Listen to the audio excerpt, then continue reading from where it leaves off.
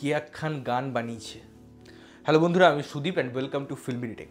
কথা বলবো পুষ্পা 2 এর নতুন গান কিসিক, তার বাংলা ভার্সনটা নিয়ে এবং ওভারঅল গানটা নিয়ে। আমার কাছে এত সময় নেই যে এই গানটার জন্য আলাদা আলাদা করে হিন্দি লিরিক্স, বাংলা ভাষা, অন্যান্য ভাষা নিয়ে কথা বলতে হবে। ওভারঅল গানটা কেমন এবং বাংলায় কেমন কাজ হলো সেটা নিয়ে কথাবার্তা থাকবে। তো প্রথমেই বলি যে যারা প্রাইমারি স্কুলে চাকরি করছেন, যারা টাকা দিয়ে জব পেয়েছেন, তাদেরকে যদি একটা লিরিক্স লিখতে বলা হয়, আমার মনে হয় তারাও এর থেকে ভালো লিরিক্স লিখবে। এবং এই গানটার লিরিক্স হচ্ছে গন্ধ, এই গানটার মিউজিক কম্পোজিশন, গন্ধ, এই গানটার ওভারঅল প্রেজেন্টেশন গন্ধ এবং এই গানটার সব কিছু। গন্ধ।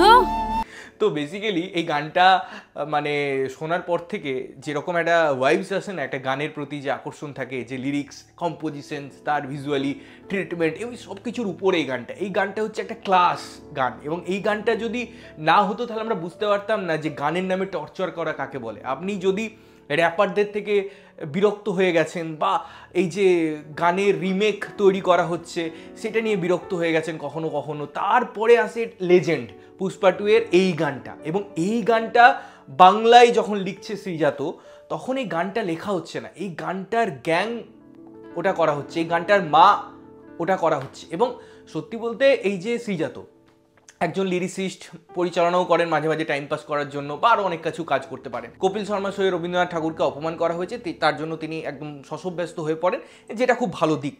কেন একটা ন্যাশনাল প্ল্যাটফর্মে অপমান করা হবে, কেন কাজল বাংলা ভাষার খিল্লি ওড়াবে, এগুলো নিয়ে তিনি বেশ ব্যস্ত থাকেন। কিন্তু তিনি যে বাংলায় এই গানটা লিখে পুরো বাঙালি আপাতমস্তক যারা আছেন, যাদের আইডেন্টিটি হচ্ছে কালচার, যাদের আইডেন্টিটি হচ্ছে গান, তাদেরকে যে তিনি অপমান করলেন সেটা নিয়ে কে বলবে। মানে এটা একটা লিরিক্স, এই ফটো, এর দাদা আসছে, জামাইবাবু আসছে, মানে যা খুশি তাই।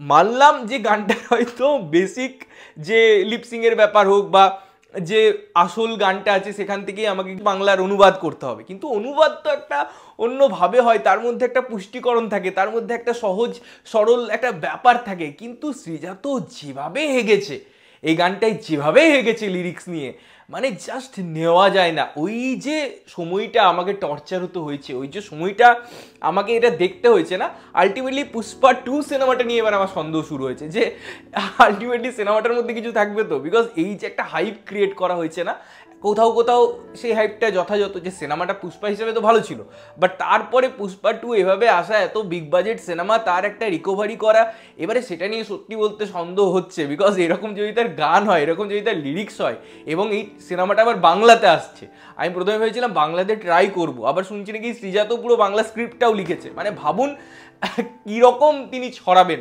এই যদি গানের অবস্থা হয়, যদিও আগের গানটা কিন্তু বাংলাটা খুব একটা খারাপ ছিল না, বা ওই যে একটা টিজারের মতো ড্রপ করা হয়েছিল, সেখানে যেভাবে বাংলা এই ওই করা হচ্ছিল, তাও মেনে নেওয়া যায়। মানে কিছুটা অংশে ঠিক আছে, চলো একটা মস্তি সিনেমা, একটা কমার্শিয়াল সিনেমা, এরকম থাকলো, এরকম অ্যাপ্রোচ থাকলো, এরকম লাইন থাকলো, এরকম জায়গা থাকলো, ঠিক আছে, মেনে নেওয়া যায়। বাট এটা গান, মানে গানের নামে কলঙ্ক, গানের কি বলবো। মানে সত্যি বলতে আমরা সিনেমা দেখি, গানের অত সুর, লয়, ছন্দ, প্রত্যেকটা কোনটা কোন রাগ, কোনটা কোন রাগিনী, এত বিষয় আমরা জানি না। বাট একটা বেসিক নলেজ তো আছে গান সম্পর্কে। এতদিন ধরে গান শুনছি, ছোটোবেলায় বাড়িতে গানের চর্চা ছিল, সেই জায়গায় এই গানটা পর্দা পাঠিয়ে দিচ্ছে গানের। মানে কেন কেন এটা কেন বাংলাটা কেন আনা হয়েছে, হিন্দিটা কেন আনা হয়েছে, এই গানটা কেন তৈরি করা হয়েছে, আলটিমেট আমার সব থেকে বড় কোশ্চেন। মানে মেকার্সরা কি ভেবে এটাকে তৈরি করেছে। যাই হোক, এই গানে পুরো আমরা ভিজুয়ালি স্টেপ দেখতে পাই না, কিছুটা ওই 2D ফর্মেটে, 3D ফর্মেটে আমাদেরকে আমাদের কাছে প্রেজেন্ট করা হয়, এবং কয়েকটা হুক স্টেপের জায়গায় আমরা নাচতে দেখি।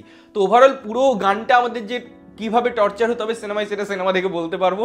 আলটিমেটলি এটাই হচ্ছে কথা। তোমাদের কেমন লেগেছে গানটা? তোমাদের কানের পর্দা ফাটলো কিনা, এবং গানটা শোনার পর তোমাদের বাদুরের মতো অবস্থা হলো কিনা খাওয়ার পরে বা খেতে খেতে, সেটাও অবশ্যই কমেন্ট করে জানিও। ততক্ষণের জন্য ভালো থাকবে, সুস্থ থাকবে এবং সবসময় ভালো জিনিস দেখবে। চ্যানেল যদি প্রথমবার দেখছো, লাইক, কমেন্ট, শেয়ার করতে হবে, সাবস্ক্রাইব করতে হবে, যাতে প্রত্যেক নোটিফিকেশন তোমাদের কাছে পৌঁছে। দেখা হচ্ছে অন্য কোনো ভিডিওতে, ততক্ষণের জন্য টাটা।